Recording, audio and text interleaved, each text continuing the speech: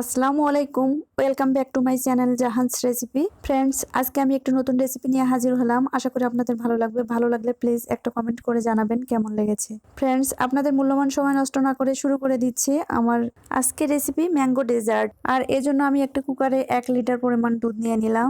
আমি full cream যুক্ত র মিল্কটা নিয়ে নিয়েছি। আপনারা চাইলে পাউডার মিল্কটা নিয়ে নিতে পারেন। চেষ্টা করবেন গাভীর দুধটা নেওয়ার জন্য। যদি হাতের কাছে না থাকে সেক্ষেত্রে 2 কাপ পরিমাণ পাউডার দুধ 1 লিটার পানিতে খুব ভালোভাবে মিশিয়ে নিয়ে এভাবে ঘন ঘন নেড়েচেড়ে অর্ধেক করে নিতে হবে। বাকি প্রসেস সেম। এ পর্যায়ে এসে আমি অ্যাড করে নিচ্ছি 4টি থেতো করে রাখা এলাচের গুঁড়া। আমি এখানে সাদা এলাচ খুব ভালোভাবে গুঁড়ো করে নেওয়ার চেষ্টা করেছি। আপনারাও চেষ্টা করবেন গুঁড়ো করে নেওয়ার, কেননা এই এলাচের বীজ দাঁতের নিচে পড়লে খেতে একদম ভালো লাগে না। এ পর্যায়ে চুলার আঁচটা আমি মিডিয়াম ফ্লেমে রেখে দিয়েছি। আপনাদের হাতে যদি পর্যাপ্ত পরিমাণে সময় না থাকে এভাবে জাল করে নেওয়ার, সেক্ষেত্রে আপনারা 1 লিটার দুধের সঙ্গে 3 টেবিল চামচ কর্নফ্লাওয়ার অ্যাড করে এভাবে জাল করে নেবেন, তাহলে খুব তাড়াতাড়ি দুধটা ঘন হয়ে আসবে। ঘন ঘন নেড়ে ছেড়ে দিচ্ছি যাতে করে উপরে দুধের সর না উঠে আসে। সর উঠে আসলে দুধটা পাতলা হয়ে যাবে, তখন ভালো লাগবে না। এ পর্যায়ে এসে আমি অ্যাড করে নিচ্ছি 3 টেবিল চামচ কনডেন্স মিল্ক। আপনারা চাইলে কনডেন্স মিল্ক অ্যাড করে নিতে পারেন, আবার চাইলে মধু অ্যাড করে নিতে পারেন, আবার চাইলে চিনিও অ্যাড করে নিতে পারেন। ভালোভাবে মিশিয়ে নিয়ে আমি কুকারটি নামিয়ে নিলাম এবং বসিয়ে দিলাম আরেকটি প্যান। এই প্যানটিতে আমি 1/2 চা চামচ ঘি দিয়ে দিলাম। একটি স্প্যাচুলার সাহায্যে আমি ঘিগুলো প্যানের চারিদিকে ছড়িয়ে দিলাম এবং দিয়ে দিলাম 1 চা চামচ চীনাবাদাম। যে কোনো ডেজার্টের সাথে এরকম বাদাম অ্যাড করে নিলে ডেজার্টের স্বাদ 1000 গুণ বেড়ে যায়। এ পর্যায়ে অ্যাড করে নিচ্ছি আমি 1 টেবিল চামচ কিশমিশ।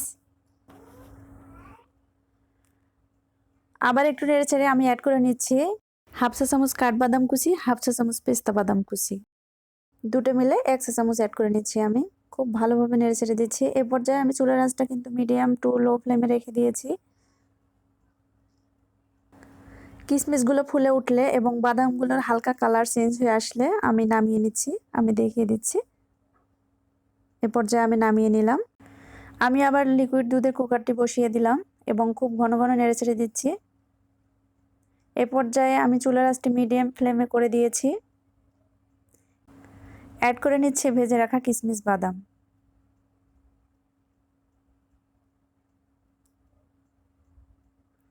আবার ঘন ঘন নেড়েচেড়ে দেব। এ পর্যায়ে অ্যাড করে নিলাম আমি 1 চা চামচ কেওড়া জল। আপনাদের হাতের কাছে যদি কেওড়া জলটা থাকে তাহলে অবশ্যই অ্যাড করে নেবেন, আর যদি হাতের কাছে না থাকে সেক্ষেত্রে সাদা এলাচ অ্যাড করলেই হবে। খুব ঘন ঘন নেড়েচেড়ে দিচ্ছি। আমি আরও 2 মিনিট মতো দুধটাকে জাল করে নেব।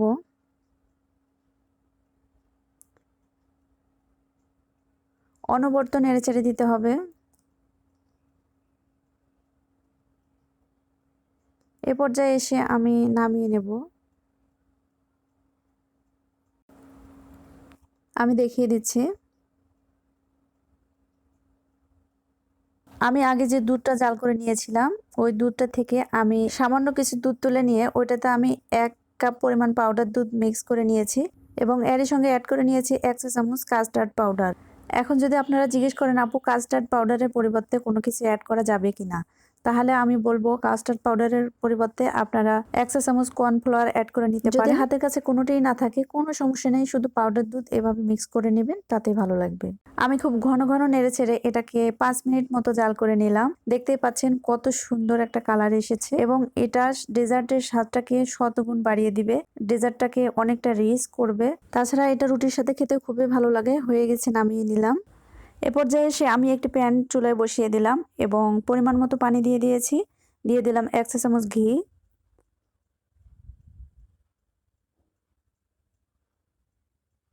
এ পর্যায়ে চুলার আঁচটা আমি মিডিয়াম ফ্লেমে রেখে দিয়েছি। হালকা করে নেড়ে দিলাম। পানিতে বলক চলে আসলে আমি এখানে সাবুদানা অ্যাড করে নেব। আমি এখানে 1 কাপ পরিমাণ সাবুদানা অ্যাড করে নিচ্ছি।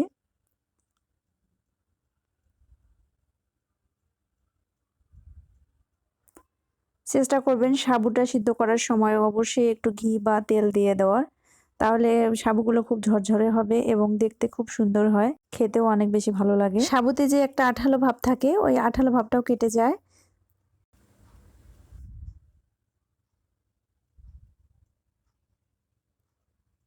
চেষ্টা করবেন ঘন ঘন নেড়েচেড়ে দেওয়ার।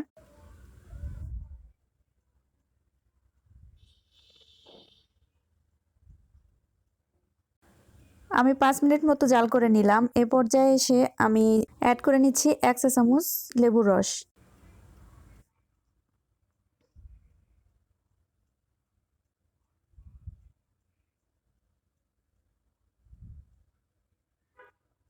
আবার ঘন ঘন নেড়ে ছেড়ে দিচ্ছি। আমার কাছে মনে হয় লেবুর রসটা দিলে সাবুদানাটা খেতে খুবই ভালো লাগে।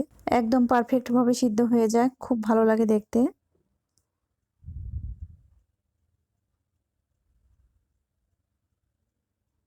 বিশেষ করে সব ধরনের ফ্রুটস ডেজার্টের সঙ্গে এই সাবুদানা অ্যাড করা হয়। এছাড়া যে ডেজার্টের সঙ্গেই সাবুদানা অ্যাড করা হয় সেই ডেজার্টটার স্বাদ হাজার গুণ বেড়ে যায়।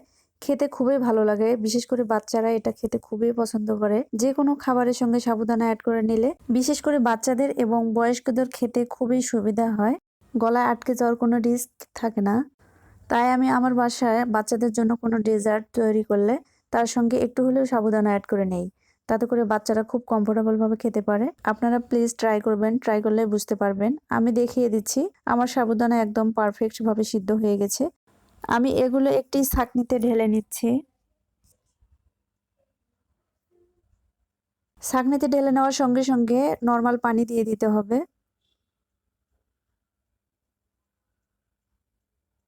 পানি দিয়ে খুব ভালোভাবে ধুয়ে নিলাম। আমি দেখিয়ে দিচ্ছি। সুন্দরভাবে পানিটা ঝরিয়ে নিয়ে রেখে দিলাম ঠান্ডা হওয়ার জন্য।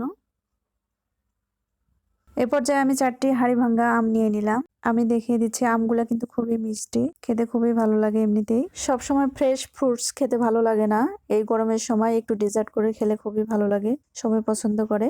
পরিবারের সবাই খুব খুশি হয়, বিশেষ করে সন্ধ্যার আড্ডায় এই ডেজার্টটা খুব বেশি ভালো লাগে গরমের সময়, যেহেতু ইদানিং খুব বেশি গরম পড়ছে। আমি একটি আম নিয়ে নিলাম এবং কেটে আপনাদেরকে দেখিয়ে দিচ্ছি। আমগুলো বাজার থেকে নিয়ে আসার পর আমি ভালোভাবে ধুয়ে 1 চা চামচ লবণ দিয়ে ভিজিয়ে রেখেছিলাম। তারপর ভালোভাবে আবার ধুয়ে নিয়ে কেটে নিচ্ছি। আপনারা সাবধানে এই কাজটি করবেন। এভাবে কেটে নিলে আপনারা মুহূর্তের মধ্যে 1 বোল আম কাটতে পারবেন কোনো রকম ঝামেলা ছাড়াই। আর এভাবে আম কেটে নিলে অতিথি আপ্যায়নের জন্য খুব বেশি সুবিধা এবং পারফেক্ট ভাবে আম কেটে নেওয়া হয়। এভাবে প্রত্যেকটা পিস সমান পরিমাণে হয় এবং কাঁটা চামচের সাহায্যে খুব সুন্দরভাবে খেতে পারে সবাই।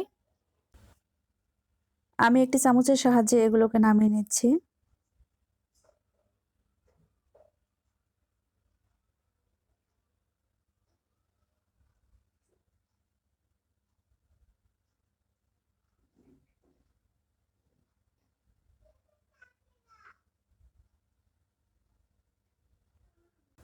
দেখতেই পাচ্ছেন আমি খুব অল্প সময়ের মধ্যে অনেকগুলো আম কেটে নিয়েছি। আমার কেটে নেওয়া হয়ে গেছে। এ পর্যায়ে আমি যে মিল্ক লিকুইডটা রেডি করে রেখেছিলাম ওইটা আমি অ্যাড করে নিচ্ছি।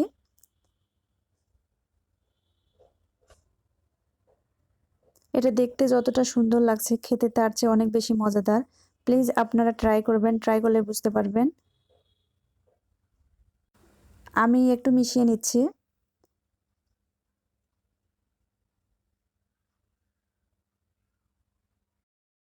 যদি হাতে পর্যাপ্ত পরিমাণে সময় না থাকে তাহলে আপনারা এভাবেও রেডি করে নিয়ে খেতে পারেন। এ পর্যায়ে অ্যাড করে নিচ্ছি আমি যে পাউডার দুধ দিয়ে যে লিকুইডটা রেডি করে রেখেছিলাম ওটা আমি অ্যাড করে নিচ্ছি।